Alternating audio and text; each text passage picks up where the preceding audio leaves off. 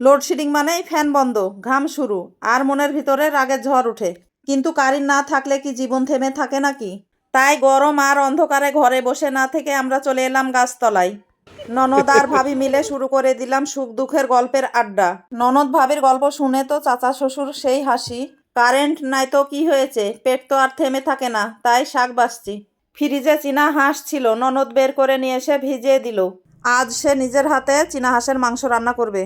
এইদিকে চুলাতে ভেন্ডি ভাজি হচ্ছে, আর ওইদিকে ননদিনী টিবল পাড়ে শাক ধুতে নিয়ে গেল। ননদিনী বালতির মধ্যে সব শাকগুলো ঢেলে দিয়ে টিবল চাপতে শুরু করলো।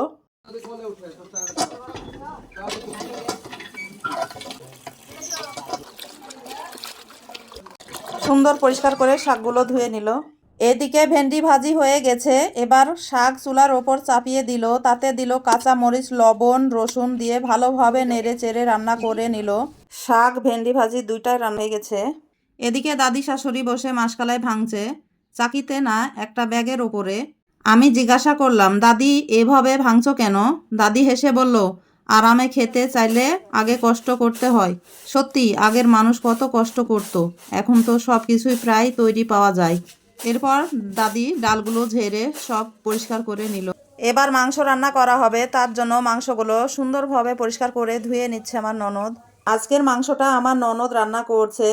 সে অনেক সুন্দর করে হাঁসের মাংস রান্না করে। নেড়ে চেড়ে মশলাগুলো মাংসের সাথে ভালোভাবে মিশিয়ে নিল। এভাবে কিছুক্ষণ কষিয়ে নেওয়ার পর বাড়ির তৈরি বিশেষ মশলা মাংসের মধ্যে দিয়ে দিল। এই মশলাটা দিলে কি হয় জিজ্ঞাসা করতেই ননদ উঠে বলল, এতে মাংসের কালার আর ফ্লেভার দুইটাই অসাধারণ হয়। এইভাবে লোডশেডিংয়ের মাঝেও আমাদের ছোট রান্না আর আনন্দের মুহূর্ত।